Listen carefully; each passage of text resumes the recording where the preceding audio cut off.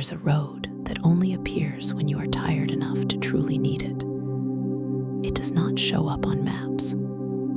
It does not have a sign you would notice on an ordinary day. But on the kind of evening when the sky turns that particular shade of soft amber and the world outside your window begins to blur at the edges, the road is simply there, waiting, as though it had always known you were coming.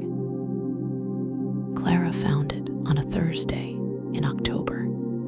She had been driving for a long time, though she could not have told you exactly how long. The motorway had been behind her for hours, its hard, flat noise fading into something gentler and more distant. The fields on either side of the country road were settling into their evening colors, those deep, muted greens and warm earth browns that only exist in the last half hour of light. She was tired in a way that had nothing to do with sleep. She had tried sleep, of course. She had tried it in her own bed with the curtains drawn and a white noise machine running and a cup of herbal tea growing cold on the nightstand. She had tried it with audiobooks and with silence and with every sort of remedy a person collects over months of trying. But sleep, true and deep and restoring sleep, had been quietly absent from her life for longer than she wanted to count. So she drove. She drove the way some people pace a room or walk a garden at night, not toward anything in particular, but simply to let the body do something while the mind slowly and gently released the grip of the day. It was when the road curved softly to the right and a hedgerow rose up on both sides, so dense and old that the branches laced together overhead like the vaulting of a cathedral, that she saw the little wooden sign. Ashvale, it said, in faded green letters, and below that, in smaller, older paint, where the meadow meets the evening. She did not know what that meant. She was not sure it was meant to mean anything practical. But she turned. The lane under the hedgerow was narrow and unhurried. Her headlights caught the last of the berries on the hawthorn, small red points of light strung through the branches, like something someone had placed there deliberately. The air coming through the cracked window was cool and faintly sweet, carrying the particular scent of autumn leaves settling, of earth breathing out at the end of a long, warm day. Clara felt something she had not felt in a very long while. Not happiness exactly, not relief, something quieter than both. She felt that she was, perhaps, in exactly the right place, even though she had not known she was looking for it. The lane curved once more, and the hedgerow parted, and the village of Ashvale opened ahead of her in the last soft light of the evening, small and golden and entirely, perfectly still. She turned off the engine. For a moment, she simply sat there, listening to the silence, which was not really silence at all, but the deep, layered, breathing quiet of a place that had never been in a hurry. She had no idea how she had gotten here. She was very glad she had. Ashvale was the kind of village that looked as though it had been dreamed rather than built. The cottages along the main lane were small and uneven, their walls the color of old cream and pale honey, their roofs deep with moss and late-season vines. Smoke rose from two of the chimneys in thin, lazy columns, drifting upward, and then softening into the sky above, as if they were simply returning to the clouds they had come from. There There were no streetlights, but the village did not need them. The windows of the cottages glowed amber and warm, and the last daylight still held in the western sky in a band of pale rose and gold. And between these two lights, the village street was perfectly visible, peaceful, and unhurried. Clara stepped out of the car and stood for a moment on the cobblestones.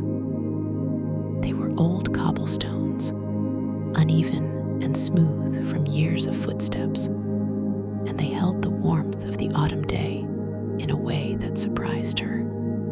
She could feel it through the thin soles of her shoes, a gentle, radiating warmth, as if the village itself were breathing.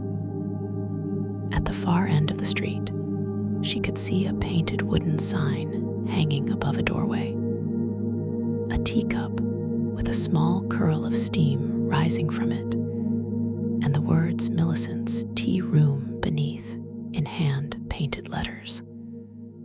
The door was open. Clara walked toward it. Inside, the tea room was low-ceilinged and warm, with 4 small tables covered in white cloths, and a counter along one wall where jars of loose tea were arranged in a row of amber glass. A fire burned in a small hearth in the corner, its light catching the copper of a kettle that hung nearby, and the smell that met Clara at the door was the finest thing she had smelled in months. Wood smoke and chamomile, and something faintly spiced, like cardamom and orange peel, and the memory of summer. Behind the counter stood a woman of perhaps 60, with silver hair pinned loosely at the back of her head, and a look of entirely unsurprised welcome on her face. She wore an apron the color of dried lavender. She was already reaching for a second cup. "You'll want chamomile," she said warmly. It was not a question. Clara sat down at the nearest table without being asked, because her legs had simply decided this was the right thing to do, and she did not disagree with them. "I'm Millicent," the woman said, setting the cup on the table with a small, soft click that was one of the most satisfying sounds Clara had heard in recent memory. "And you've had quite a long day, I'd say." Clara wrapped both hands around the cup. The warmth spread up through her palms and into her wrists and up her arms and into the center of her chest, settling there. "I have," she said simply. Millicent sat across from her with her own cup and a small plate of shortbread biscuits dusted lightly with cinnamon sugar. And for a little while, they simply sat together in the firelit warmth of the room, and no words were needed, and that was entirely fine. The chamomile was perfect. It tasted of late summer and quiet fields. Clara's shoulders, which had been held near her ears for longer than she could remember, slowly began to lower.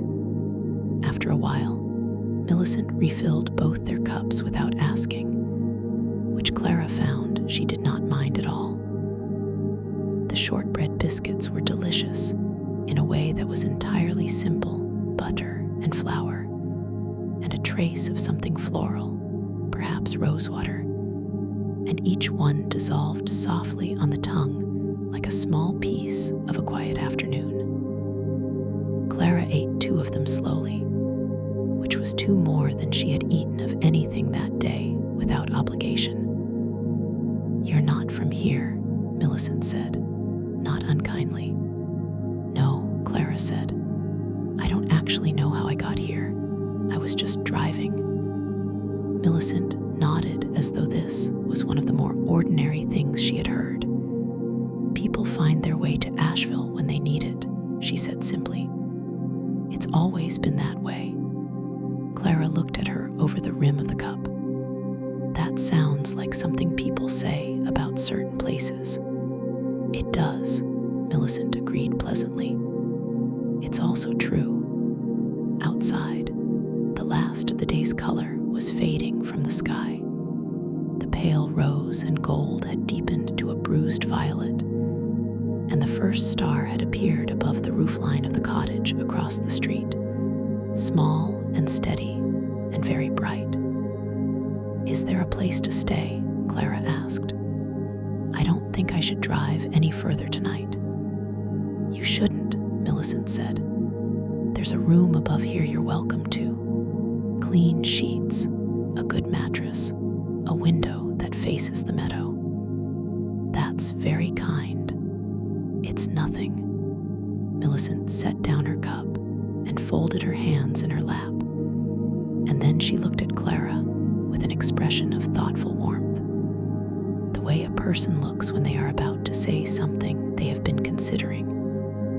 "You should visit Nell first, though, before you sleep." "Nell," Clara repeated. "She lives at the far edge of the meadow. You'll see her cottage from the upstairs window, actually. Little stone place with a light always burning." Millicent paused. "She has a way of settling people. I can't explain it better than that. The guests who go to see her before bed always sleep better. I've never known it to fail." "What does she do?" Clara asked. Millicent considered the question with a small, fond smile. "She weaves," she said, "in the evenings. That's all I can tell you. She just weaves, and you sit with her, and something in you comes undone that you didn't know was knotted." Clara looked out the window at the darkening street. The star above the cottage was still there, steady and unhurried. A second one had appeared beside it. "Does she mind visitors?" "She's never minded a visitor in her life," Millicent said, and there was warm certainty in her voice. "She's expecting you, I'd imagine. She usually is." Clara turned this over quietly for a moment. It should have been strange, perhaps. It should have felt unusual, this village, and this woman, and the idea of a weaver at the meadow's edge who was already expecting her. But it did not feel strange. It felt, in a way she could not entirely explain, like something she had been walking toward for a very long time. She finished her chamomile. She stood. "Thank you," she said to Millicent, meaning considerably more than the tea. Millicent smiled. "Go on, then. Follow the lane to the left. You'll find it." The lane to Nell's cottage began at the edge of the village, where the cobblestones ended and the earth took over, soft and damp, and fragrant with something between rain and moss. Clara walked slowly. This was not a walk that called for hurrying. The lane was narrow and curved, banked on either side by hedgerows so old they had grown into each other, forming a low and leafy tunnel overhead. The last of the sky's violet light filtered through the gaps in the branches and fell on the path in soft, irregular shapes, like the reflections of water on a ceiling. Beneath her feet, the earth was cushioned with fallen leaves, dry on top and deeper damp below, and every step she took made the softest possible sound, the sound of autumn settling, of things returning gently to the ground from which they came.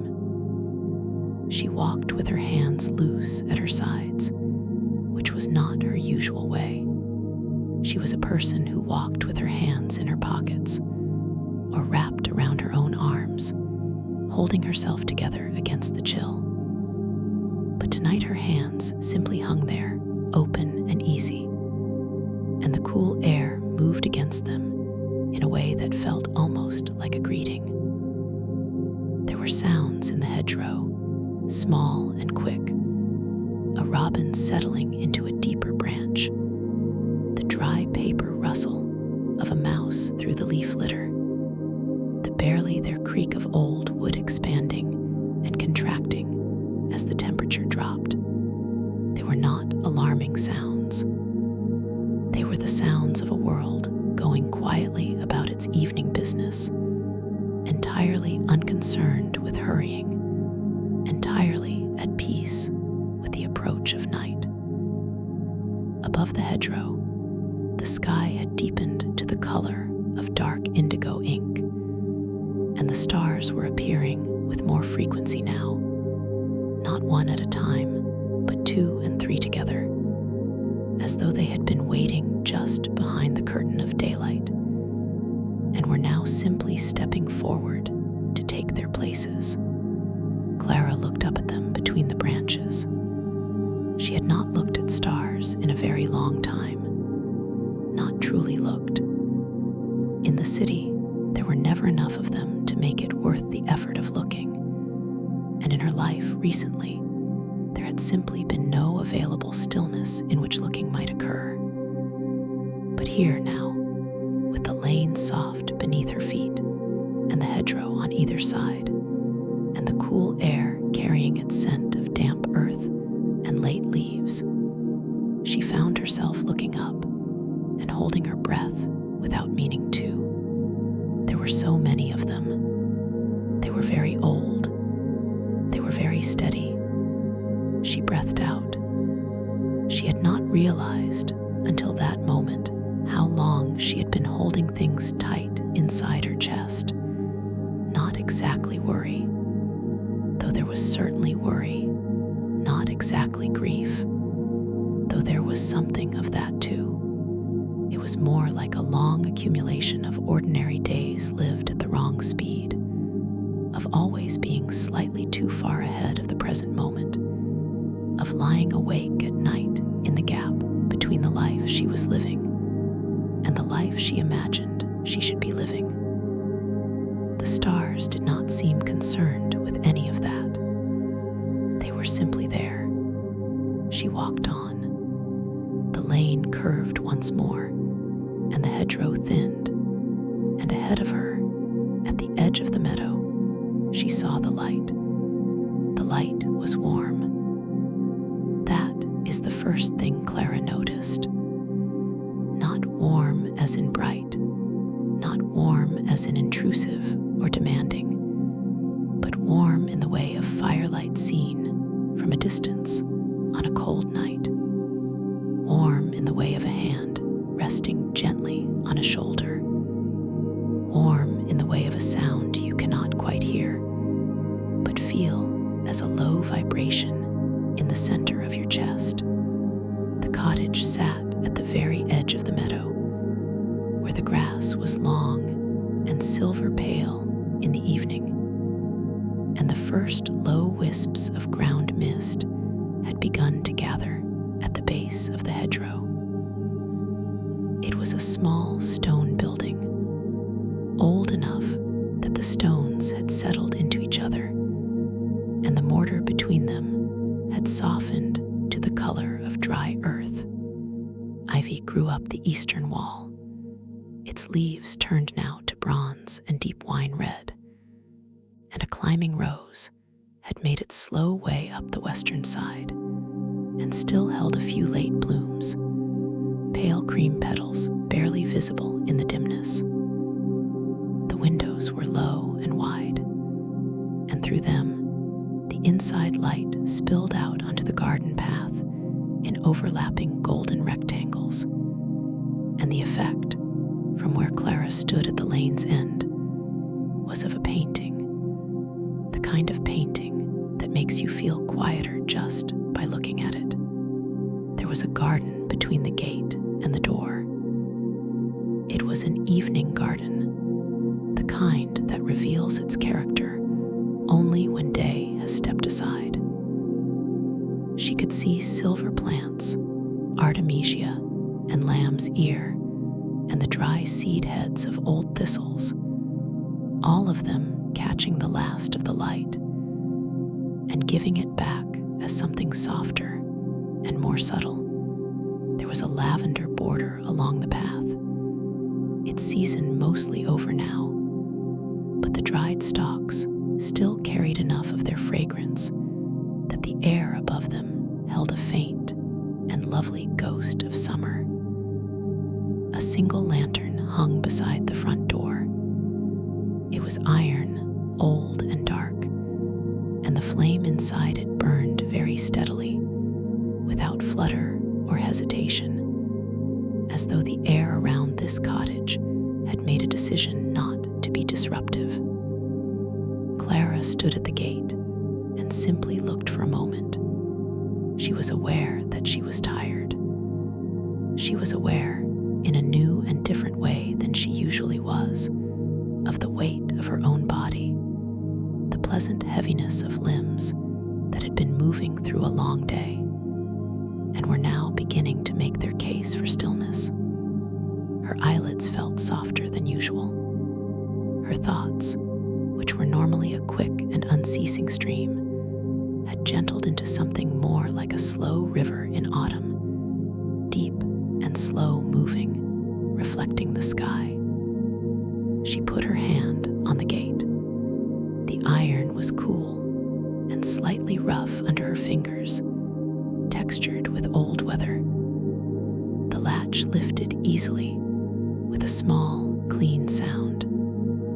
The garden path was stone, mossy at the edges, and her footsteps made almost no noise at all as she walked toward the door. Before she could raise her hand to knock, the door opened. And there, in the warm and golden light of the doorway, stood Nell. Nell was not tall, but she had a quality of presence that filled the doorway completely without effort. She was perhaps 70, perhaps older, the kind of age where the exact number stops being relevant, and what you see instead is simply a person who has lived fully and settled into themselves like a well-read book left comfortably open. Her hair was white, entirely and beautifully white, pulled back from her face in a loose and uncomplicated style that suited her perfectly. She wore a thick cardigan the color of oatmeal, and beneath it, a soft blouse the color of pale sage, and there were still small bits of thread caught in the weave of her cardigan, threads of silver and deep blue and the color of late twilight, and they caught the lantern light as she moved. Her eyes were dark and warm and quiet. "Clara," she said. Her voice was low and unhurried, the kind of voice that carries no edge in any direction, only depth and warmth. Clara stopped on the path. She had not told Millicent her name. She was almost certain of this. "How did you know?" she began. Nell smiled, and the smile was the same quality as her voice, warm and slow, and entirely without urgency. "Come in," she said simply. "The air is getting cold." And because this seemed like the right response to every question she might have asked, Clara came in. But first she paused, because the garden was asking to be noticed. In the lantern light, it was extraordinary. The silver plants she had seen from the gate were alive with the shifting light, their soft leaves trembling almost imperceptibly in the still air, and between them, half hidden in the grass, small pale flowers still bloomed, sweet alyssum and night-scented stock, flowers that open in the evening and release their fragrance as a kind of greeting to the dark. The lavender was dry, but held its scent, released now into the cool air in a long, slow breath. A stone bird bath stood to the right of the path, and the water in it was perfectly still. And in the still water, the first stars of the night were reflected, small and precise, as though the sky had left a copy of itself there for safekeeping. A wooden bench sat against the cottage wall beneath the climbing rose, old wood-worn, smooth and pale, and on it lay a single shawl, neatly folded, cream-colored, with a border of soft green. Someone had left it there deliberately, as though they had known it would be needed. Clara looked at all of it. She felt something in her chest open very slightly, the way a closed hand opens when it stops needing to hold something. "The garden is beautiful," she said softly. "It tends itself, mostly," Nell said from the doorway. "I just give it room." She held the door wider, and the light from inside fell across the path in a warm rectangle. And within it, Clara could see the stone flags of the entryway and a mat woven in deep reds and blues. And above the door, a small spray of dried lavender tied with white string. She stepped inside. The inside of the cottage smelled like a memory. Not a specific memory, not a remembered room or a named event, but the general, formless warmth of a memory of being safe. Wood and wool and something softly herbal, dried chamomile and perhaps thyme, and beneath it, all the deep cedar sweetness of old timber that has spent decades warming itself slowly beside a fire. The entry hall was small, just wide enough for two people standing side by side, and it opened directly into a sitting room that was, without doubt, one of the warmest and most quietly beautiful rooms Clara had ever stood in. The walls were cream, rough plastered in the old way, and on them hung things that had been chosen for their kindness rather than their impressiveness. A small watercolor of a meadow at dusk, not precise, but atmospheric, all blues and soft golds. A framed piece of embroidery, old and careful, showing a phrase Clara could not read from the doorway. A branch of dried seed heads arranged simply in a tall jar. A clock on the mantelpiece with a quiet, unhurried tick that served less as an announcement of time and more as a reminder that time here was slow. The fire in the hearth was burning low and steady, its coals a deep orange red that pulsed gently with the rhythm of its own breathing. Before it, two chairs were arranged, low and wide, with thick cushions covered in linen the color of old lace. Between them stood a small round table, and on the table were already 2 cups, steam rising in thin, patient wisps. "Chamomile again," Clara said softly, with something very close to a smile. "It's what the evening calls for," Nell said, settling into one of the chairs with the easy grace of someone who has never had a complicated relationship with rest. She gestured toward the other chair with a small motion of one hand. "Sit down, love," Clara sat. The chair received her the way a good chair always should, completely, without resistance, as if it had been shaped specifically with her particular weariness in mind. She picked up the cup. Chamomile again, yes, but different from Millicent's, fuller somehow, with something else beneath the flowers, something warm and faintly sweet, like honeyed wood or the inside of a dry autumn afternoon. "Nell," she said. Said Nell, "How did you know my name?" Nell looked at her with that warm and quiet gaze. For a moment, the only sound was the fire and the clock and the small occasional settle of burning wood. "I've been expecting someone tonight," Nell said, The evening had that feeling. And then I saw you come through the gate, and you were carrying yourself the way people carry themselves when they've been awake too long, not just tonight, but for a long time. And I thought, there's someone who needs a slow evening. She paused. I take the names as given. Clara looked at her. That isn't an answer, Clara said. No, Nell agreed warmly.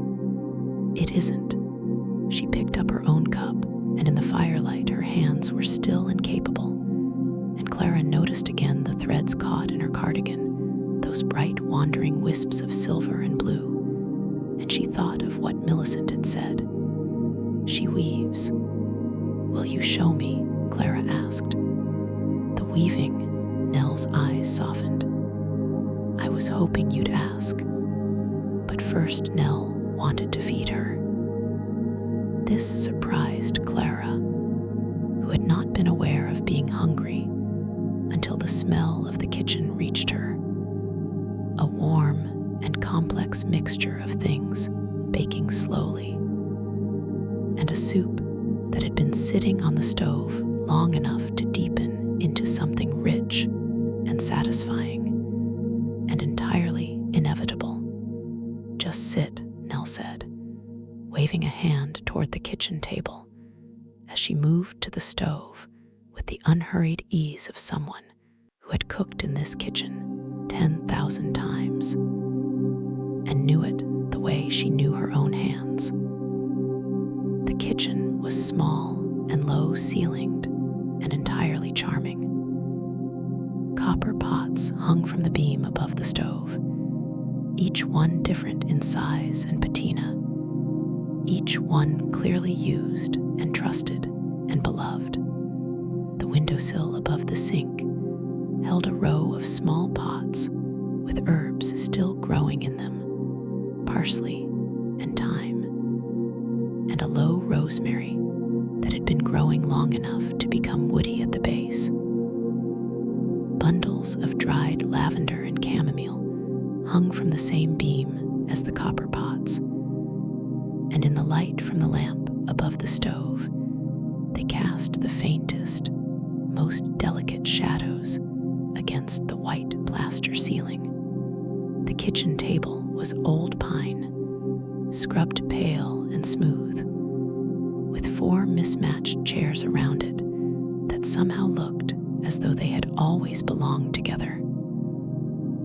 On the table was a woven mat, a small vase with the last of the autumn dahlias in it, dark burgundy and rust orange, and an open book, face down on the page it had been left at, as if Nell had stepped away from it only moments before. Clara sat, and the chair was the right kind of uncomfortable, wooden and real, grounding her pleasantly in the present moment. Nell ladled soup into 2 deep bowls. It was a vegetable soup, root vegetable, she thought, the broth the color of dark amber. And when Nell set it before her, the steam rose and curled and carried the smell of thyme and slow cooked carrot, and something that might have been a bay leaf, or might have been the memory of a bay leaf, deep and warm and fundamental. There was bread as well, a small dark loaf already sliced, with a dish of butter that was slightly soft, exactly the right temperature for spreading. They ate together in the kitchen, and the soup was the sort that makes you feel as you eat it that you have been away from something important for a long time and have now returned. Clara did not say this aloud, but she thought it clearly, and it sat in her chest with the warmth of the soup, undeniable and good. When did you last eat properly? Nell asked, not critically. Clara considered this question more seriously than it might have deserved. This morning, she said. No, yesterday morning, I think. Nell nodded once, as if this was information she had already suspected. She broke off a piece of bread. she offered it to Clara. "Well," she said simply, "you're eating now." Clara ate. The fire crackled in the sitting room beyond the doorway. The clock ticked its quiet and patient ticking. Outside the kitchen window, the stars were multiplying in the deep, dark sky above the meadow. She ate, and the warmth moved through her, slow and complete. After supper, Nell washed the bowls in the deep stone sink, and Clara dried them with a linen towel that smelled of lavender. And then Nell said, "Come then." She led Clara out of the kitchen and across the sitting room, and through a low arched doorway that Clara had not noticed before, partly because it was set into the wall at the far end of the room, and partly because a curtain of deep blue wool hung before it, heavy and still. Nell drew the curtain aside. The room beyond was not large, but it had a quality of space that the measurements of it did not fully explain. The ceiling was a little higher here than in the rest of the cottage, and the walls were bare stone, not plastered, old and dark, and beautifully irregular. The floor was flagstone, worn smooth at the center and rougher toward the edges, and on the flags were layered several rugs in different patterns and depths of color, so that the overall effect was of standing on something very old and very warm.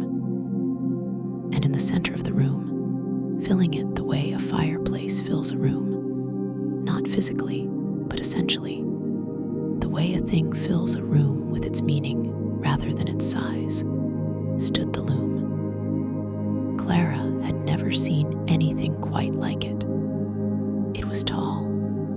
It was wider than she was when she stood with her arms outstretched. The wood of it was very dark, almost black in places, smooth where hands had touched it most, and the grain of it was beautiful, running in long waves that caught the lamplight and glowed softly. It was old in a way that had nothing to do with being broken or diminished, old in the way of certain trees or certain stones that have simply been present for so long they have become a part of the landscape itself. On the loom, a length of cloth was already in progress. It was extraordinary. Clara took a step closer, and then another, unable to help herself. The cloth was very dark at the edges, a deep and velvety darkness like the sky on the far side of midnight, and toward the center it was threaded through with the most extraordinary filaments she had ever seen, not quite silver and not quite white, but something between the two, something that had the quality of light and not merely the color of it. They caught the lamplight and gave it back as a soft, internal glow, and the effect was of standing before a small and private piece of night sky. "Did you make this?" Clara asked.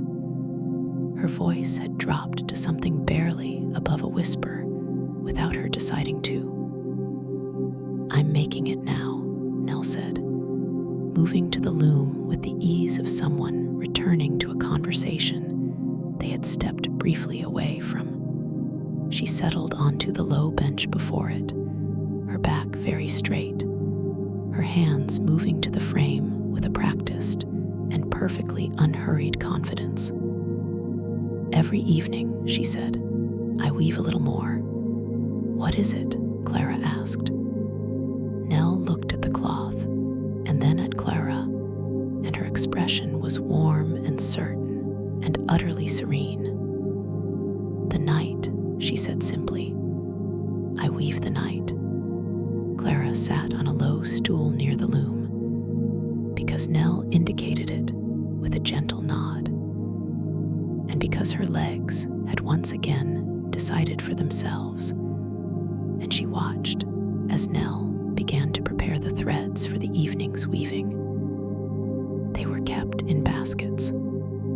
Several baskets ranged along the far wall of the room in a low and quiet collection, each one woven from willow or rush, each one holding a different family of threads. From where she sat, Clara could see threads in every shade of blue that blue contains. The pale, luminous blue of a winter morning sky just before the sun comes over the horizon, the deeper cobalt of a clear afternoon, the soft, dusty blue of approaching dusk, the deep ink blue of open night, and darker still, the almost purple blue-black of the sky directly above at the deepest hour. And among the blues, the other colors, there were threads the color of starlight, not yellow-white, but the true color of stars, which is a very particular and irreproducible silver that carries in it the whole distance between here and there. There were threads the pale gold of moonrise and the warmer gold of a full moon seen through thin cloud, and the cold, sharp silver of a moon on a cloudless night. There were threads of deep green, the color of pine trees seen at night from a distance, and threads of the faintest possible rose, barely pink, the color of the sky at the horizon 2 hours before dawn. Nell gathered them with her hands slowly, one by one, trailing them gently between her fingers as though reading them. "How do you know which ones?" Clara asked. "I feel the evening," Nell said, still gathering threads with that slow and gentle attention. "Every evening is different. Tonight," she paused and held up a length of thread in the lamplight, a deep and velvety blue with the finest thread of silver running through it. "Tonight is calm, clear sky, stars early. There is something in the air that feels like things settling." She looked at Clara with warm attention. "I'd say tonight is a night for the deep blues," she said, "and a good deal of starlight, and maybe something very soft at the edges. Mist, just a little." She set the threads in her lap, long lengths of them, and her hands arranged them with a familiarity that was its own kind of pleasure to watch, the way hands sound when they are doing what they were made for.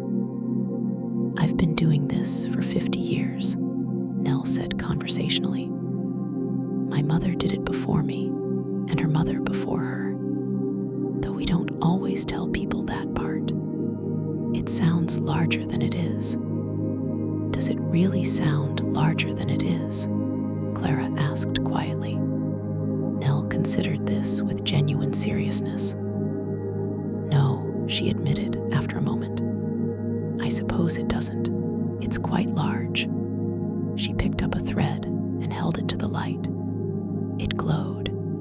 It actually glowed, not with electricity or flame, but with something that was simply, unmistakably light, held inside the thread the way warmth is held inside a stone that has been in the sun all day. Clara stared. She felt something loosen in her chest, something she had not known was there. Nell began. "The first movement of weaving is always the same, the lifting of the threads, the separation of warp from weft, the shuttle moving across the width of the loom in one long, clean, horizontal line. Nell's hands did this with a slowness that was not hesitation, but intention, each movement placed carefully and without urgency, the way a person speaks when they are saying something that matters. The room was very quiet. There was the soft wooden click of the shuttle. There was the whispered passage of thread through thread. There was the small, dry, companionable sound of the loom itself, the creak of old wood accepting the familiar tension, the very subtle change in tone that happened each time a new row was begun. Clara sat and listened. She had not thought of herself as someone who could sit still and listen to something so slow and so small. In her ordinary life, she filled every silence with the noise of a podcast or a playlist or the television turned down low. She checked her phone in the gap between one thing and the next. She fell asleep, or tried to, with a book open in her hands and the lamp still on, as if the light and the words were a protection against whatever arrived in the dark quiet of a room with nothing in it. But here, in this low stone room with the lamplight warm and steady and Nell's hands moving slowly at the loom, she did not want to fill the silence. She wanted to listen to it. The threads moved. The cloth grew very slowly, one row at a time. Each new row of the weaving was so fine and so close to the previous one that the change was invisible from moment to moment. And you would only know it was happening at all if you looked away and then looked back and found that the cloth was, almost imperceptibly, a little longer, a little deeper, a little more completely and perfectly the night. Does it make the night? Clara asked quietly. Or just describe it? Nell's hands did not pause. Both, she said, and neither. It does what all making does. It holds the thing while it's happening, so the thing knows where it is. Clara considered this.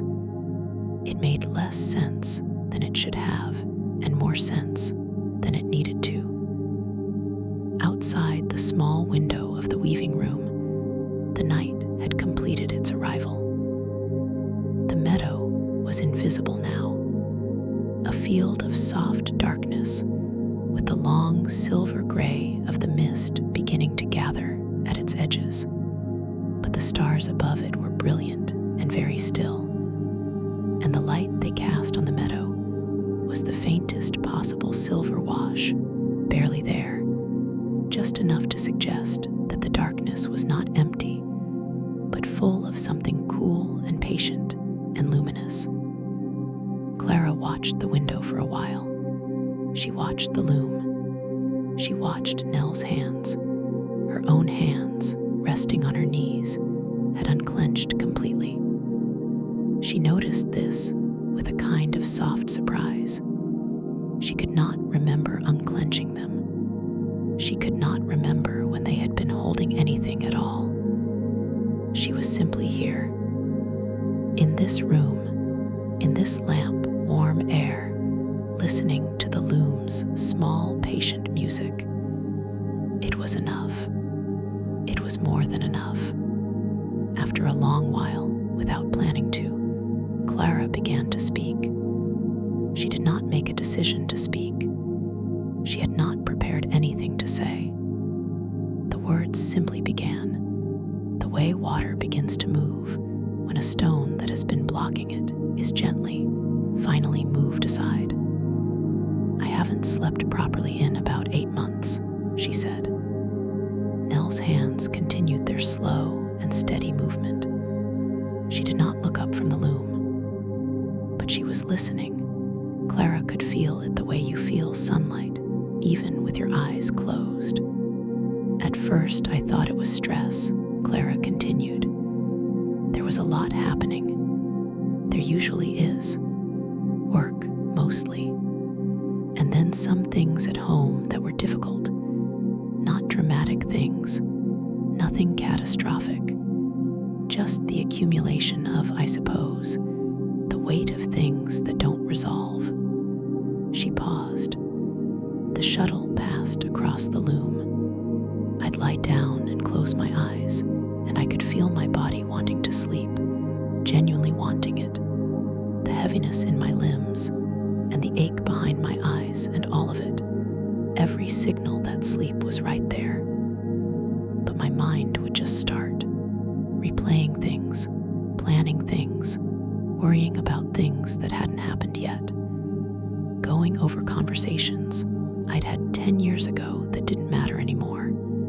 She exhaled slowly. Do you know that feeling? I do, Nell said.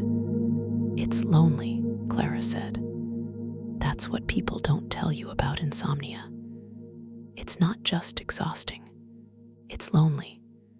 It's 3 a.m. and the whole world is asleep, and you are very much awake. And there is something about that makes you feel very, very separate from everything. The fire in the sitting room had gone quieter, just the deep red pulse of coals now. The lamp in the weaving room was steady. The loom made its quiet sounds. I tried everything, Clara said. I'm not saying that to be dramatic. I genuinely tried everything. Every supplement and technique and app and routine. And some of them helped a little. None of them helped completely. She paused. I think what I really needed was just to be somewhere that felt safe and slow. Somewhere that wasn't asking anything of me. She was surprised to find, when she looked at her hands, that they were completely still and completely relaxed. She was more surprised to find that she did not feel embarrassed about having said all of this. She did not feel exposed or foolish, or the particular social vulnerability of having told someone something true. She felt, instead, lighter, as if the words had had a physical weight and she had been carrying them for a long time and had now set them down somewhere that could hold them. Nell did not offer advice. She did not say it would be all right, or offer a solution, or tell her own story in comparison, the way people sometimes do when they are trying to help, but have not quite learned how to be still. She simply said, "Thank you for telling me." And in this room at this hour, with the loom moving slowly and the lamplight warm and the stars outside the window, those 4 words were exactly the right words in exactly the right order. Clara's shoulders softened. She breathed out. Nell listened the way very few people know how to listen. She did not listen while also thinking of what she was going to say next. She did not listen while checking whether the person speaking had finished yet, or whether a pause was an invitation to respond. She did not listen with the particular tense energy of someone who wants to be helpful, who is searching the listener's words for the problem that can be solved. She listened the way you listen to rain, not waiting for it to stop, not wondering what it means, simply present with it, allowing it to be what it is for as long as it needs to be. Clara found herself speaking more than she had intended. She spoke about her flat in the city, its good light and its good view, and the fact that she had not lately been able to appreciate either. She spoke about her work, which was in itself good work she had chosen, and that used the parts of herself she most wanted to use, but which had recently taken on a quality of burden. She spoke about the friends she had, good friends, people who genuinely cared, and about the particular loneliness of being loved and still feeling somehow unreachable. She did not weep. She felt, in a distant way, that she might, but the feeling was soft and not urgent, more like rain behind glass than rain falling directly on her, something she could observe with equanimity. Nell's hands kept their slow and patient rhythm at the loom, thread over thread, row upon row, the cloth growing almost secretly, inch by inch, in the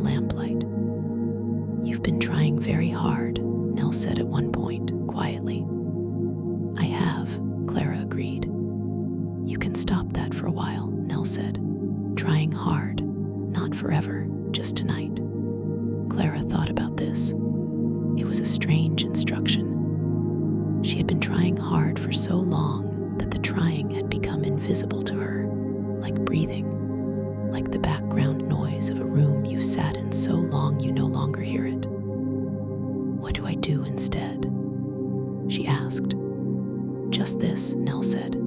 She gestured very slightly with one hand toward the room in general, toward the lamplight and the loom and the warm air and the sound of the fire and the stars beyond the window. "Just sit here," she said. "Just breathe. Just let the evening be what it is." Clara was quiet for a moment. The loom moved. The shuttle passed. The cloth grew by the width of one more thread. She let herself feel the stool beneath her, its solid wooden reality. She let herself feel her feet on the flagstone floor, the cool of the stone, the weight of herself. She let herself feel the warm air against her cheeks, and the wool of her jacket against her arms, and the silence of the meadow beyond the window. She breathed in. She breathed out. It was a slow breath, slower than usual. Her rib cage expanded and held and released, and the release was longer than the intake. And at the end of it there was a small, unplanned quiet that felt like arriving somewhere.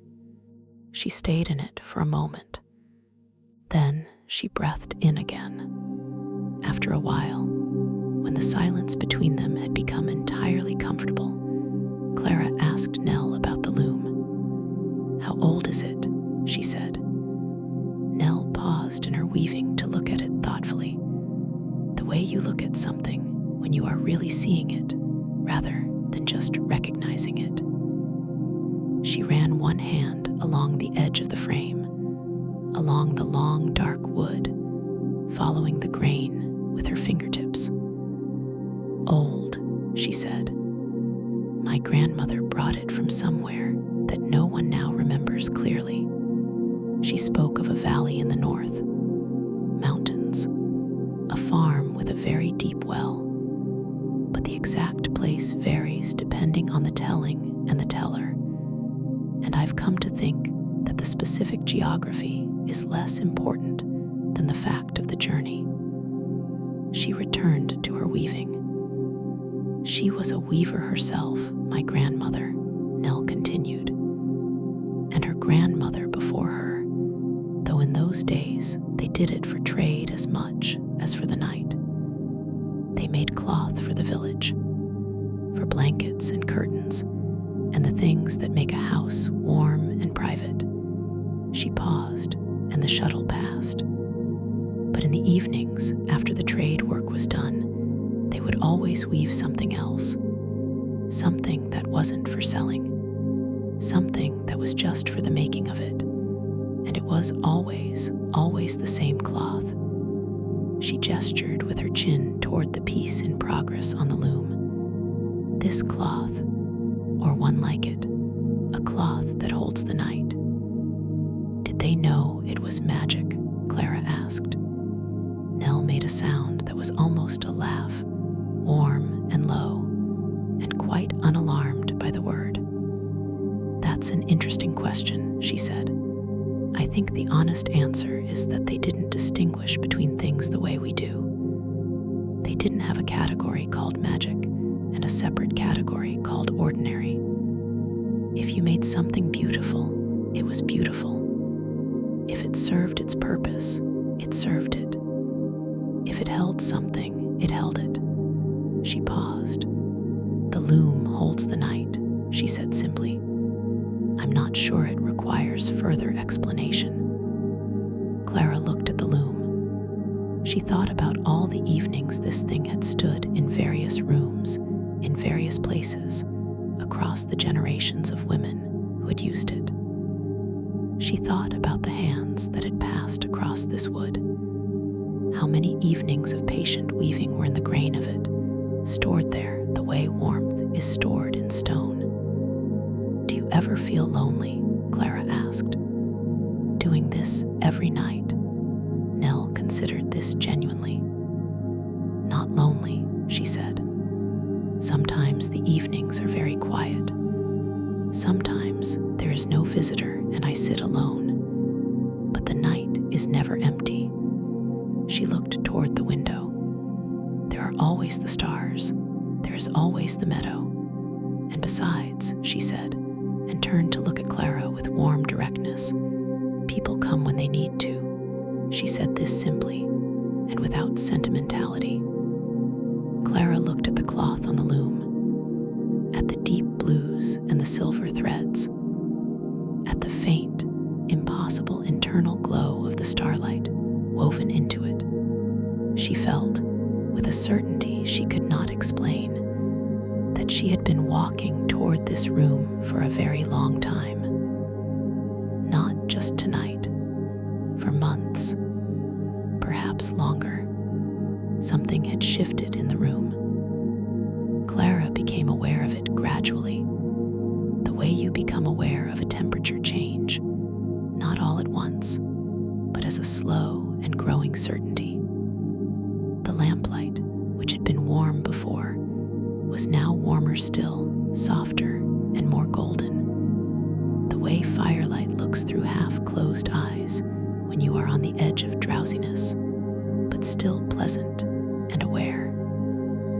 The shadows had deepened around the edges of the room, but in a way that felt protective rather than threatening. They had gathered themselves into the corners and along the tops of the stone walls and beneath the baskets along the far side, and they lay there quietly, doing no harm, simply doing what shadows do in rooms where people are at rest. The moonthread in the cloth gave off its cool and steady light. It was not a bright light. It was nothing like the overhead fluorescence of a room where you are expected to be fully awake and functional. It was the light of a thing that exists for its own purposes rather than for yours. The way the moon's light is always beautiful and never demanding, always present and never harsh. Clara's eyes moved slowly around the room. She noticed things she had not noticed before, or had noticed but not fully received. The way the stones in the wall had the most extraordinary variations of color, gray and blue, and a trace of rust, and a trace of silver, all of it brought out by the lamplight. The way the rugs on the floor layered their colors, burgundy and ochre, and the deep teal of an old dye, and the edges of them were soft from years of being walked across by careful feet. She noticed that her breathing had changed. It had been doing this for some time. She realized, slowly and without her intervention. At some point in the last hour, it had moved from the shallow, slightly effortful breathing of someone who is holding tension in their body to something deeper and slower and more natural. Her ribcage rose and fell in a long, easy rhythm. Her exhales were longer than her inhales. There was a small pause at the end of each breath, a natural pause, not held but simply resting, and in that pause, the most extraordinary quiet. Nell wove on. The shuttle passed. The thread settled. The cloth grew. The room is different, Clara said softly. She was not asking, she was noticing aloud. The moonthread changes things a little, Nell said. The air, the light, it can't be helped. It's not meant to be helped.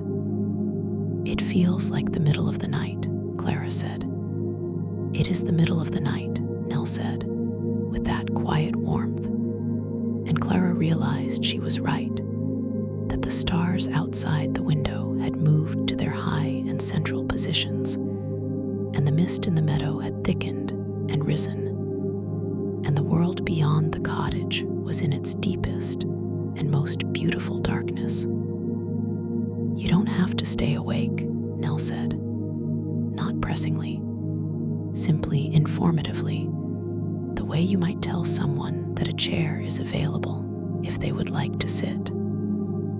Clara looked at the cloth, at the moonthread, at the deep blues and the silver starlight woven through. Her eyelids were heavy, not the anxious heavy of a body that wants to sleep but can't. The other kind, the welcome kind. At some point, Nell had brought fresh cups of chamomile from the kitchen.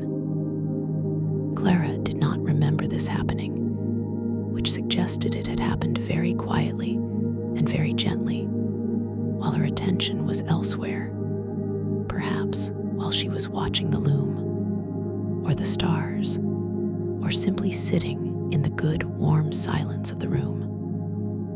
The cup was in her hands now, both hands wrapped around it the way they had been at Millicent's tea room, that same instinctive gesture of warming and holding. The chamomile had been hot when it arrived. She was aware that some time had passed, not hurried time, not time that had slipped by while she was not paying attention, but simply time moving at the pace time prefers when no one is watching it anxiously. Good time, time that had been slow and full and had left her no worse off for its passing. The tea was cooler now, just past warm, that particular temperature that is sometimes more comforting than hot, the temperature of something you can hold without thinking about the holding. She sipped it. The chamomile was almost floral tonight, sweeter than it had been at the tea room. There was something else in it, she thought, something that Nell had added, something very faint and very soft, not a strong flavor at all, more like a word spoken in another room that you cannot quite hear, but know is kind. Her thoughts had slowed considerably.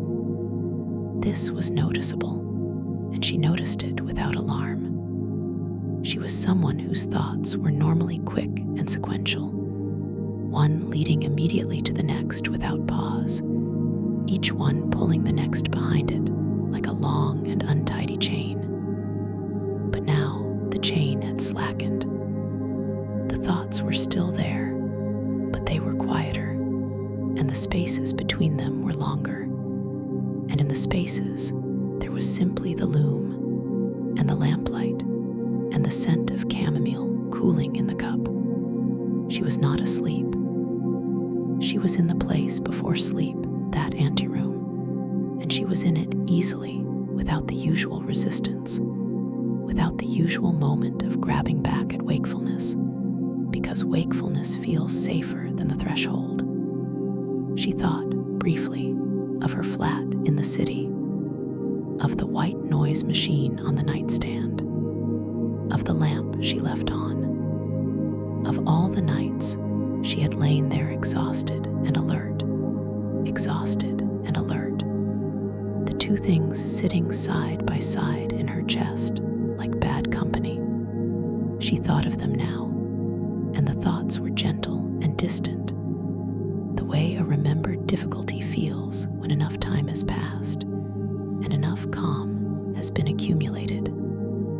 She set the cup down on the small table beside her stool. She folded her hands in her lap. Outside the window, a light cloud had moved across a portion of the sky, and the stars visible through the glass were now fewer, but brighter for it, each one the more distinct for having the others temporarily removed. She watched one star in particular. It did not move. It simply burned. She breathed in. She breathed out. Nell was working with the star threads now. These were the finest of the threads in the baskets, the ones that carried the true starlight, and she used them with a particular kind of care that was different from the care she used for the others. With the blue threads, she was steady and consistent, her hands moving in their practiced rhythm. With the star threads, she was slower and more precise, and each placement seemed to require a small moment of assessment, a brief holding still, a looking before the thread was laid. Clara watched. "Are you placing specific stars?" she asked. Her voice had become very quiet. Not a whispered voice, not a voice suppressing itself, but a voice that had simply found the right volume for this room and this hour. "In a way," Nell said, "not by name, but each one is particular. Each one is in its place. They have to be where they belong, or the night doesn't work properly." She placed a thread. The cloth showed at that point the faintest possible brightening, barely perceptible. A point of light so small it should not have been visible at all, and yet it was, because it had the quality of distance in it. It did not look like a bright thing. It looked like a far thing. "There is a difference. Do you know the names of stars?" Clara asked. "Some," Nell said. "Millicent knows more of them than I do. She's been watching the sky for 60 years from that upstairs window of hers." She smiled. "I know the ones that matter most to the weaving, the ones that define the shape of the night." She worked in silence for a while, and Clara sat and watched, and the cloth on the loom grew slowly richer with its points of gathered light. There is something about watching someone work at something they love that is among the most restful experiences available to a person. It requires nothing of you. It simply asks that you be present, that you bring your attention here and let it rest here. And in return, it gives you something very old and very good, the reassurance that skill exists in the world, that patient work done for its own sake still happens, that there are hands in the world that know what they are doing. Clara's attention rested. It rested on Nell's hands, on the threads, on the cloth, on the subtle shifting light of it, on the window with its fraction of visible stars, and the mist rising silver from the meadow, and the deep and breathing quiet of the stone room. It rested on her own breathing. She was not trying to breathe slowly. She was simply breathing slowly because her body had decided this was the right speed. She was not trying to be relaxed. She was simply, and without effort, releasing. It was such a different thing. She had tried so many times to perform relaxation, to do the technique, to follow the instruction. But this, tonight, was not that at all. This was simply being somewhere that held her softly enough that holding on was no longer necessary. She felt her jaw release. Her neck softened. Her hands in her lap were open and entirely still. Nell was working with the star threads now. These were the finest of the threads in the baskets, the ones that carried the true starlight, and she used them with a particular kind of care that was different from the care she used for the others. With the blue threads, she was steady and consistent, her hands moving in their practiced rhythm. With the star threads, she was slower and more precise, and each placement seemed to require a small moment of assessment, a brief holding still, a looking before the thread was laid. Clara watched. "Are you placing specific stars?" she asked. Her voice had become very quiet. Not a whispered voice, not a voice suppressing itself, but a voice that had simply found the right volume for this room and this hour. "In a way," Nell said, "not by name, but each one is particular. Each one is in its place. They have to be where they belong, or the night doesn't work properly. She placed a thread. The cloth showed at that point the faintest possible brightening, barely perceptible. A point of light so small it should not have been visible at all, and yet it was, because it had the quality of distance in it. It did not look like a bright thing. It looked like a far thing. There is a difference. Do you know the names of stars? Clara asked. Some, Nell said. Millicent knows more of them than I do. She's been watching the sky for 60 years from that upstairs window of hers. She smiled. I know the ones that matter most to the weaving, the ones that define the shape of the night. She worked in silence for a while, and Clara sat and watched, and the cloth on the loom grew slowly richer with its points of gathered light. There is something about watching someone work at something they love that is among the most restful experiences available to a person. It requires nothing of you. It simply asks that you be present, that you bring your attention here and let it rest here.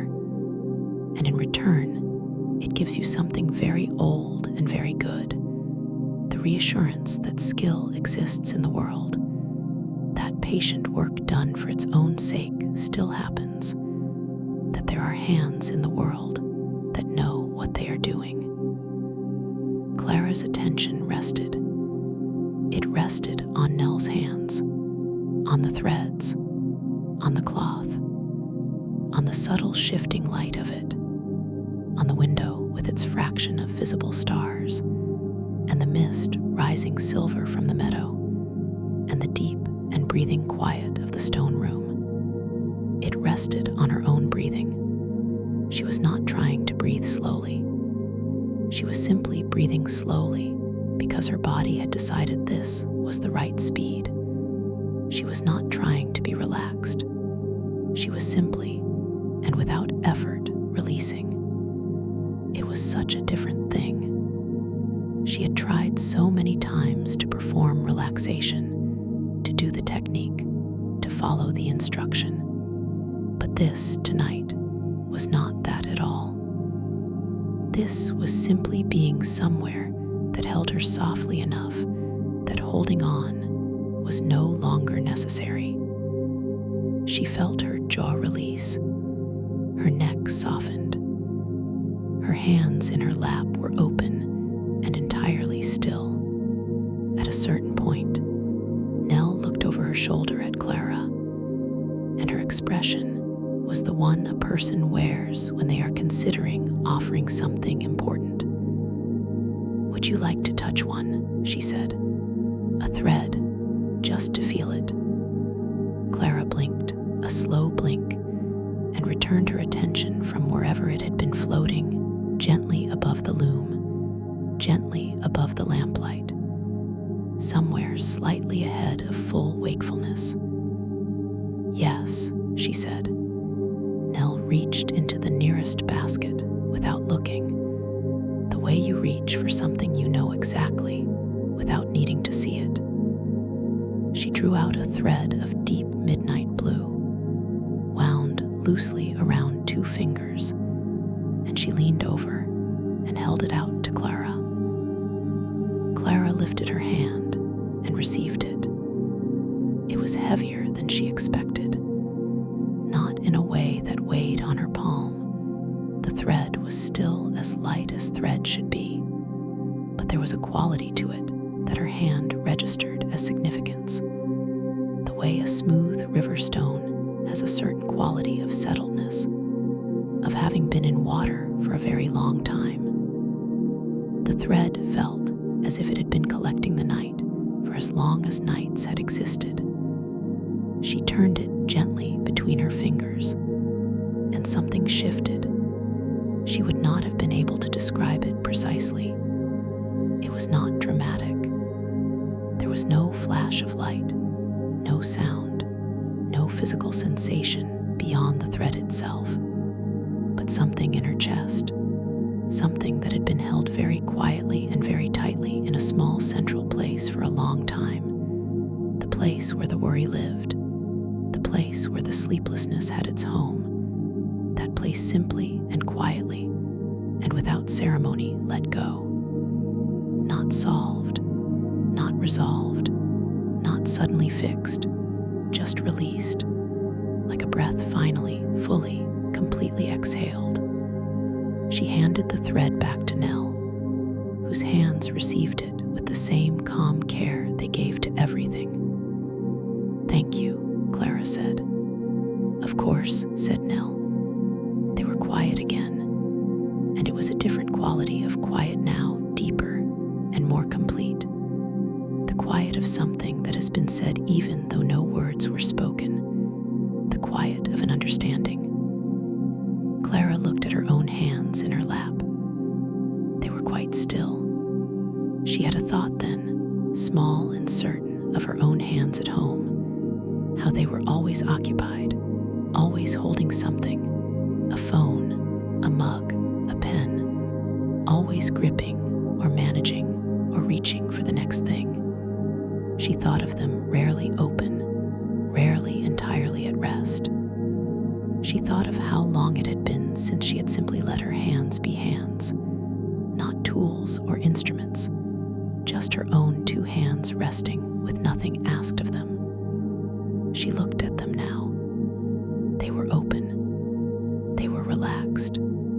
They lay in her lap like two leaves that had come down from their branches and were resting in the grass, finished with their season, at ease. She turned them over slowly, palms up, which felt right. She could feel the air against them, cool and soft. She let them stay that way, palms up, open, asking for nothing, receiving everything. "Is the magic the loom?" Clara asked. Her words were slow now, spaced with long pauses, the way speech becomes when the body is entering the lower registers of the evening. "Or the threads? Or you?" Nell was quiet for a moment, weaving. "The magic," she said, "is the evening itself. I'm just attending to it." Clara thought about this. Outside the window, the cloud had passed, and the stars were all visible again, more of them than before, or perhaps simply better seen. A deep and silver scattering across the dark that reached from one edge of the window to the other. "I think I've been fighting the evening," Clara said. "Most people do," Nell said, without judgment. "Even when I'm tired, even when I want nothing more than to sleep. There's something in me that fights it." She paused, looking at the stars. "I think I'm afraid of not being in control, of being unconscious, of the gap." Nell set down the shuttle for a moment and turned to look at her with warm directness. "Sleep is not a gap," she said. "It is a going, a very soft and very necessary going. Your body knows the way perfectly. It has always known the way. You just have to stop blocking the road." She returned to the loom. "You're not losing yourself when you sleep," she continued. "You're letting yourself be tended to by your own body, by the night, by whatever kindness exists in the dark that is too quiet to make itself known when you're busy fighting it." Clara felt this land somewhere specific inside her, in the exact place where the holding had been.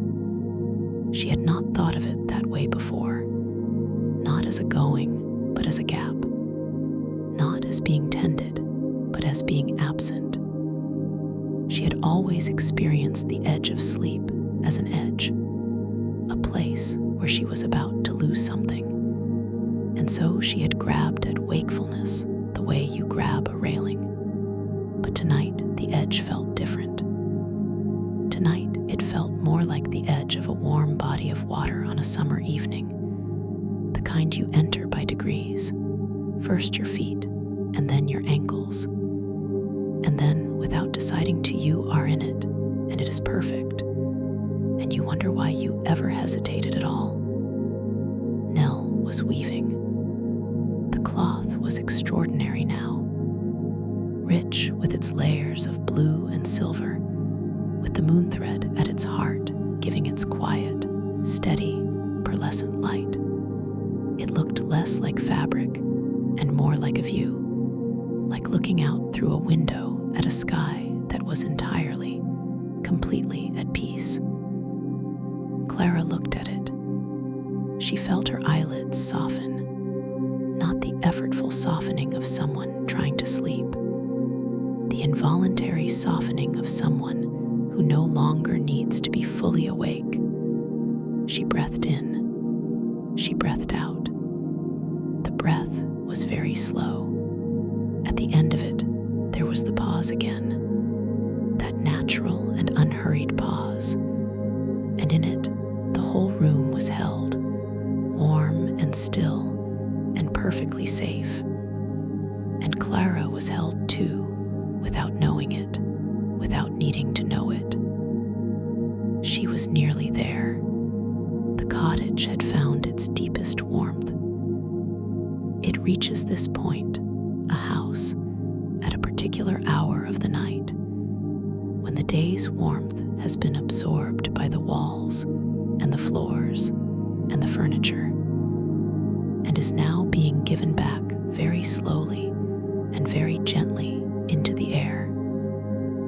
It is not the warmth of a fire, though the fire contributes.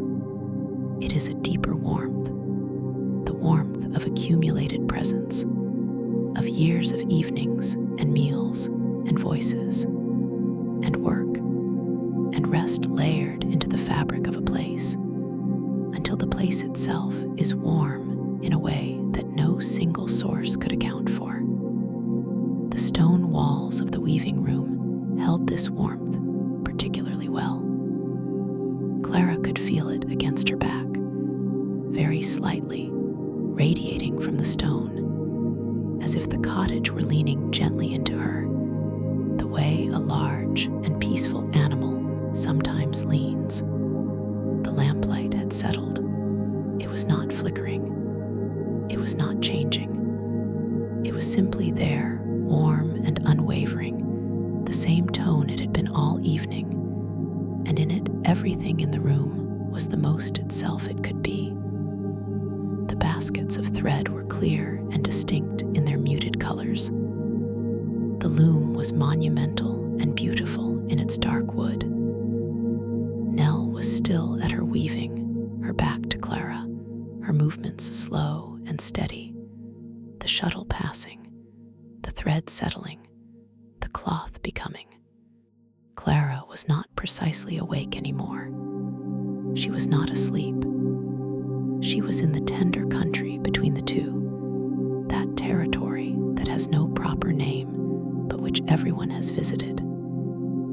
It is the place where you hear sounds, but do not respond to them, where you are aware of the room, but not watching it, where your body is heavy and still, and your mind is beginning to send up those last few slow and gentle thoughts that have none of the urgency of daytime thinking. She thought, without any distress, of nothing in particular. Or rather, she thought of things that were purely pleasant and required no resolution. She thought of the taste of the chamomile. She thought of the feel of the cobblestones under her feet and how they had held the warmth of the day. She thought of the robins settling into the hedgerow in the lane, small and certain. She thought of the moonthread, of its cool and steady light, of the way something in her had released when Nell drew it across the loom. She thought of her own open hands in her lap, palms up, asking for nothing. Outside the window, the stars were very high now, which meant the night was at or near its center. The mist in the meadow had risen and spread until until it lay in a smooth and pearlescent blanket over the grass. And above it, the stars were reflected very faintly in the moisture of the air, so that the whole meadow had a quality of luminousness, soft and silver, as if the night itself were breathing out light. Clara watched this for a very long time, or perhaps not a long time. Time had become difficult to measure. This was not a problem. Nell, Clara said, and stopped. She had begun a sentence, and then forgot what the sentence was going to be. This had been happening more frequently in the last little while, the intention to speak forming, and then dissolving before the words arrived, the way mist dissolves in slow sunshine, gently, completely, without resistance. This used to happen to her sometimes, on particularly good evenings, years ago, when she was younger, and had not yet acquired the specific sleeplessness she now carried. She had forgotten it was a feeling, the slow dissolution of sentences at the edge of sleep. She recognized it now like recognizing an old, beloved piece of music you haven't heard in a very long time from the first note, said Nell. It was the sound of someone who understood that no further sentence was necessary. The loom moved. Clara watched it with eyes that were no longer fully open. She was aware of herself watching it, and she was also aware of another part of herself that had already stopped watching, had already moved into the gentler territory of almost dreaming, where the images come that are not quite thoughts and not quite pictures, that have the quality of both without being exactly either. She saw, in this way, the meadow, not as it was outside the window, silver and still, but as it might be in early morning, full of long light and dew, and in it a single figure walking slowly and making no sound. She saw the lane between the hedgerows, but in spring, the hawthorn in full white blossom, the scent of it extraordinary. She saw her own hands, open and still, very clearly and very gently, as if she were looking down at them from a small height, and they were fine and entirely at peace. The images were slow and warm and required nothing of her. She did not need to do anything with them. She did not need to understand them. She simply let them come and let them go. Nell was still weaving.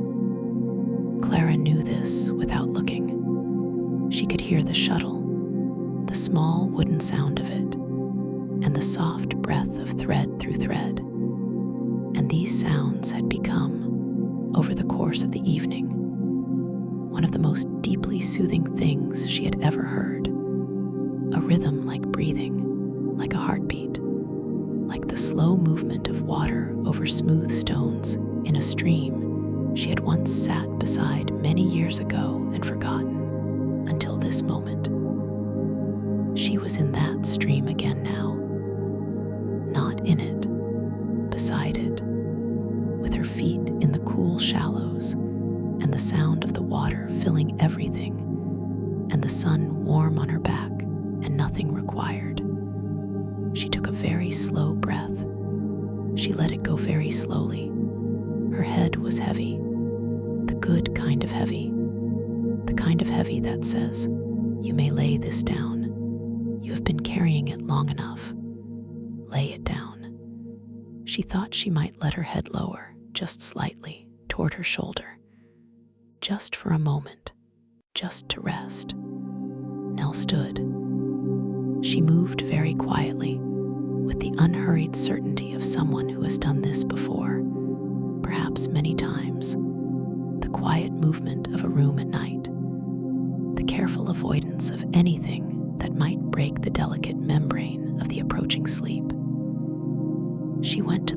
corner of the weaving room, where a chest stood against the wall, old cedar, its lid worn smooth, and she opened it very carefully so that the hinges made no sound.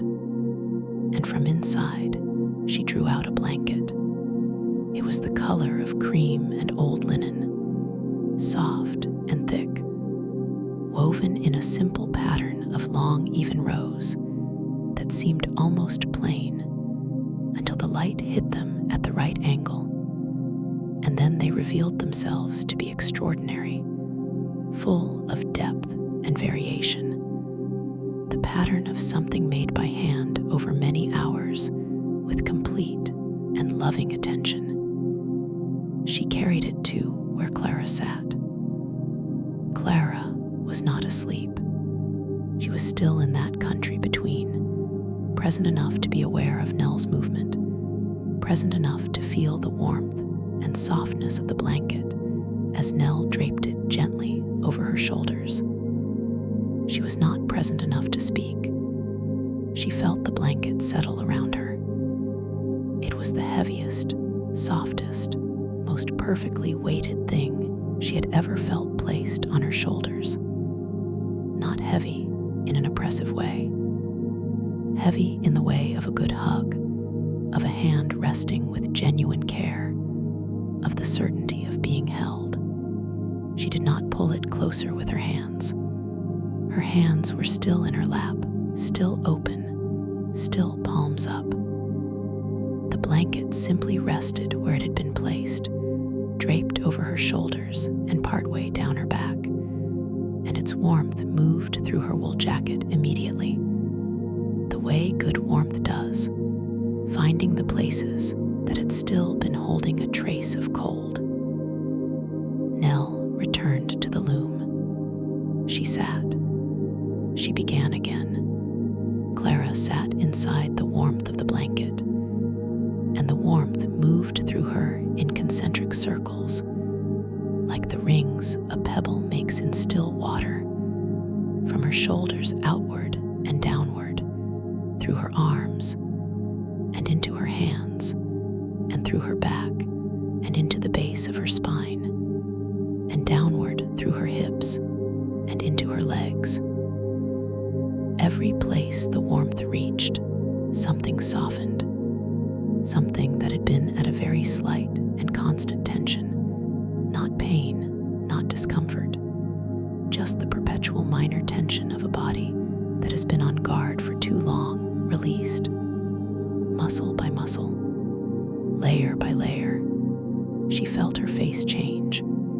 She felt the small, constant vigilance that lives around the eyes and in the forehead and in the soft tissue beneath the jaw simply stop. Not forced out, not decided away, just finished because it was no longer needed. The blanket held her. The loom sang its small and steady song. The stars were in their places. She was in her place. She did not know where else she would rather be. She was not sure at this particular moment that there was any other place. Her eyes closed, softly, entirely without resistance. Nell stood. She moved very quietly, with the unhurried certainty of someone who has done this before, perhaps many times. The quiet movement of a room at night, the careful avoidance of anything that might break the delicate membrane of the approaching sleep. She went to the far corner of the weaving room, where a chest stood against the wall, old cedar, its lid worn smooth, and she opened it very carefully so that the hinges made no sound, and from inside she drew out a blanket. It was the color of cream and old linen, soft and thick, woven in a simple pattern of long, even rows that seemed almost plain until the light hit them at the right angle, and then they revealed themselves to be extraordinary, full of depth and variation, the pattern of something made by hand over many hours with complete and loving attention. She carried it to where Clara sat. Clara was not asleep. She was still in that country between, present enough to be aware of Nell's movement, present enough to feel the warmth and softness of the blanket as Nell draped it gently over her shoulders. She was not present enough to speak. She felt the blanket settle around her. It was the heaviest, softest, most perfectly weighted thing she had ever felt placed on her shoulders. Not heavy in an oppressive way. Heavy in the way of a good hug, of a hand resting with genuine care, of the certainty of being held. She did not pull it closer with her hands. Her hands were still in her lap, still open, still palms up. The blanket simply rested where it had been placed, draped over her shoulders and partway down her back, and its warmth moved through her wool jacket immediately, the way good warmth does, finding the places that had still been holding a trace of cold. Nell returned to the loom. She sat. She began again. Clara sat inside the warmth of the blanket, and the warmth moved through her in concentric circles, like the rings a pebble makes in still water, from her shoulders outward and downward, through her arms, and into her hands, and through her back, and into the base of her spine, and downward through her hips, and into her legs. Every place the warmth reached, something softened, something that had been at a very slight and constant tension, not pain, not discomfort, just the perpetual minor tension of a body that has been on guard for too long, released, muscle by muscle, layer by layer. She felt her face change. She felt the small, constant vigilance that lives around the eyes and in the forehead, and in the soft tissue beneath the jaw simply stop. Not forced out, not decided away, just finished because it was no longer needed. The blanket held her. The loom sang its small and steady song. The stars were in their places. She was in her place. She did not know where else she would rather be. She was not sure at this particular moment that there was any other place. Her eyes closed, softly, entirely without resistance. Clara was deep in it now, in the genuine, unfought, freely given sleep that she had not found in 8 months. She was not dreaming, not yet. She was in the layer of sleep below waking and above dreaming, the layer that is sometimes called deep rest, where the body does its most essential work, where the knotted things are gently unknotted, where the day's accumulations are quietly sorted and stacked and addressed by the intelligence that the body brings to bear when you are finally still enough to let it work. Her breathing was a long and perfect rhythm. In through the nose, slow and steady, the ribcage rising like water coming up to the edge of a jar, and then the full and generous pause at the top, and then the exhale, even slower, carrying on until it was entirely done, and then the natural pause at the bottom, and then the breath beginning again. There was no effort in it. The body knew. The body had always known. It had been trying to sleep for months, trying with the same good faith effort it always brought to the things it was built for. It was simply that there had been something in the way, a particular quality of wakefulness, of watchfulness, of readiness for something that never came. And now that thing was no longer in the way, and the body moved immediately and gratefully into what it had always been waiting to do. Her hands lay open in her lap under the blanket. Her face was perfectly at rest. If you had been there and looked at her closely, you would have seen the particular smoothness of a face in true sleep, the way the small, constant expressions of the waking life, the slight furrow between the brows, the trace of tension at the jaw, the faint suggestion of a list being kept behind the forehead, all of it softened and released until the face beneath was simply a face, beautiful and ordinary, and entirely itself. She was, at this moment, entirely at rest, not performing rest, not practicing it, not trying to achieve it, simply in it, the way a stone is in water, completely surrounded and held. The lamp in the room burned steadily. The loom stood complete. The cloth hung in its frame, dark and silver and perfect. The blanket held Clara's shoulders.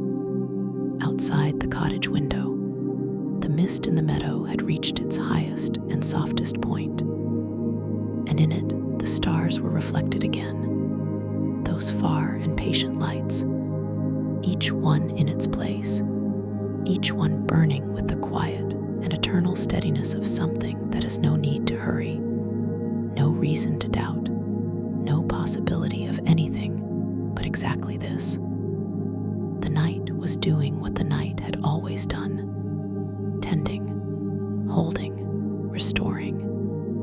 Nell rose from the loom very slowly and quietly.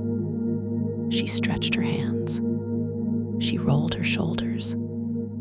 She looked around the room with the quiet satisfaction of someone at the end of something that was worth doing. Then she looked at Clara. She looked at her for a long moment, warmly and without hurry. She was going to say good night. She always said good night. It was the last thing she did every evening. She turned toward the chair. Nell stood before Clara's chair and looked down at her with the expression of someone looking at something that is exactly as it should be. The blanket was still around her shoulders. Her head had lowered gently to one side, resting in the soft, natural angle of deep sleep. Her hair had come a little loose from wherever she'd had it pinned, and it fell softly forward, and the lamplight was warm on her face, and she was, without any question, entirely and completely asleep. Nell reached out and very gently, with the tip of 2 fingers, adjusted the blanket so it covered a little more of Clara's shoulder. This was such a small gesture, such a small and entirely sufficient gesture. She straightened the cup on the little table beside the stool, a quiet and unnecessary small act of care. Then she turned to look at the room. The weaving room was exactly as she had always loved it at this hour.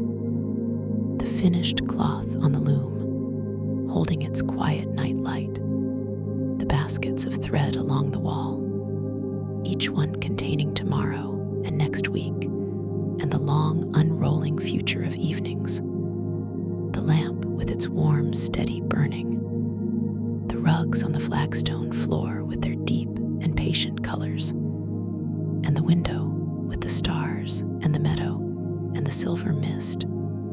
She stood in the doorway between the weaving room and the sitting room, and she looked back at Clara one more time. "Sleep well," she said, very softly, barely more than a breath. Not only to Clara.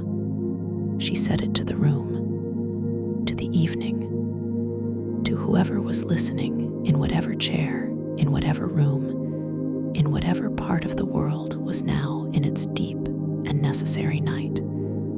To you. She said it to you. Sleep well. You have done enough today.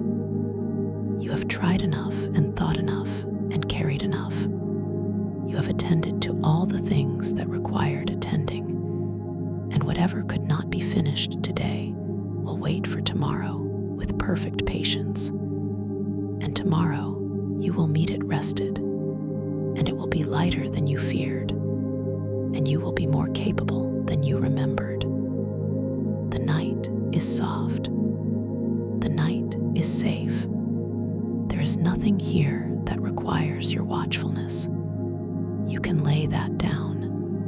You can let your hands open. You can breathe slowly and let each breath go all the way out before the next one comes. And in the space between them, feel the whole weight of yourself resting in the place where you are. You are held by this room, if you have one, by this night, which is everywhere, by the old and patient darkness that asks nothing of you and expects nothing, and only wants to tend to you, the way it has tended to every sleeping person in every room since the very first night. You are safe here. You are so safe here. Nell turned down the lamp. She moved through the sitting room. She paused at the window. The meadow was a bowl of silver mist and stars. She breathed it in. She let it go. She went to bed herself, quietly and without ceremony, the way people do when they have done their work well, and the evening has been everything it needed to be. The cottage held the dark. The night wove itself. And now there is only this, the warm, dark room, the slow and even breathing of someone who is entirely at rest. The stars outside the window, high and steady and very bright, doing the one thing they have always done, shining quietly from the enormous distance, sending their light across all of that impossible emptiness, because that is simply what they do, because they cannot help it, because light is what they are. The mist over the meadow, soft and still. The cloth on the loom, holding the night. The blanket around sleeping shoulders. The open hands. And somewhere in the deep country of the sleep, Clara is dreaming. She is in a meadow.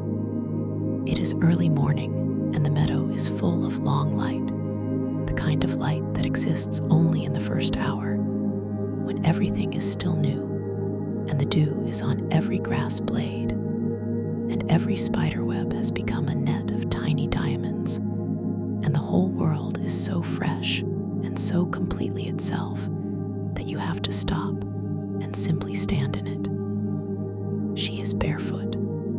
The grass is cool and damp under her feet. She is walking slowly towards something, not knowing what, but knowing it is good, the way you know in dreams that things are good or not good before you encounter them, from the quality of the light around them, from the warmth in your chest as you approach. She walks. The meadow is long and soft. The light moves across it in the breeze, every blade catching and releasing the gold, so that the whole field breathes slowly, gently, like something alive, like something at peace. She walks until she reaches the edge of the meadow, where the hedgerow begins, and she stops. She turns. She looks back at the length of the field she has crossed, the long and luminous morning of it, the light and the dew, and the soft sound of the breeze through the grass. She breathes in. She breathes out. This is the whole dream. Walking through the meadow in the morning light with bare feet and open hands, and a chest that is light, genuinely light, not weighed down, not holding anything, simply itself in the cool and golden morning. This is the dream that waits at the far side of the night. This is what the moonthread leads to. This is what all the patient, gentle work of the evening was for. You are here. You have arrived. The meadow holds you. The morning holds you. The dream holds you. Let everything else go completely now. There is nothing you are needed for. There is nothing that requires you to be awake or alert or ready. The night has its arms around you, and it is carrying you with complete and perfect care. And when morning comes, you will wake as though you had never been anywhere else. But morning is a long way off, and between here and there is only the soft field, and the light, and the open hands, and the breathing, very slow, very even, in and out, and in